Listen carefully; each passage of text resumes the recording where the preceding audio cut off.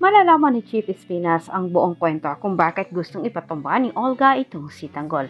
Samantala pagkaisahan ni Tanggol at Chief Espinas itong si Balatugan para malaman naman ni Tanggol kung sino ang gustong magpatumba sa kanya. Narinig ni Tanggol sa hindi inasang pangyayari ang nangyaring diskusyon ni Batugan at Espinas patungkol ito sa pagpapatumba ni Olga dito kay Tanggol at hinarangan na ito ni Espinas.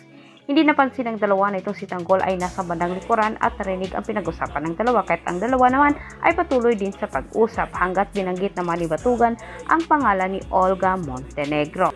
Laking gulat naman ni Espinas nang malaman niya ang pangalan ni Olga. Ang taong gustong magpatumba kay Ramon Montenegro ngayon at kay Tanggol ay iisa.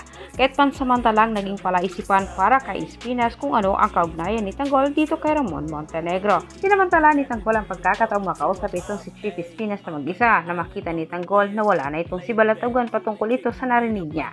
Nakiusap itong si Tanggol kay Chief Espinas sasabihin sa kanya kung sino umano itong si Olga Montenegro at bakit gusto siyang ipatumba. Hindi tinago ni Chief Espinas kay Tanggol ang naging kasalanan nito kay Olga kahit gusto siyang ipatumba ang pagtumba umano ni Tanggol dito sa anak. Napagtanto ni Tanggol na itong si Olga ay ina ni Greg, ang taong gustong bumawi sa droga na kanilang nakuha sa hotel. Kwento ni Tanggol kay Espinas ang totoong dahilan kaya niya natanggalan ng buhay itong si Greg dahil umano sa droga. Dahil dito napag-alaman ni Espinas na malaking sindikato ang gustong magpatumba kay Tanggol at nangako naman siya kay Tanggol na hanggat siya umano ang chief warden sa loob makakaasa itong si Tanggol na mabigyan niya ito ng proteksyon.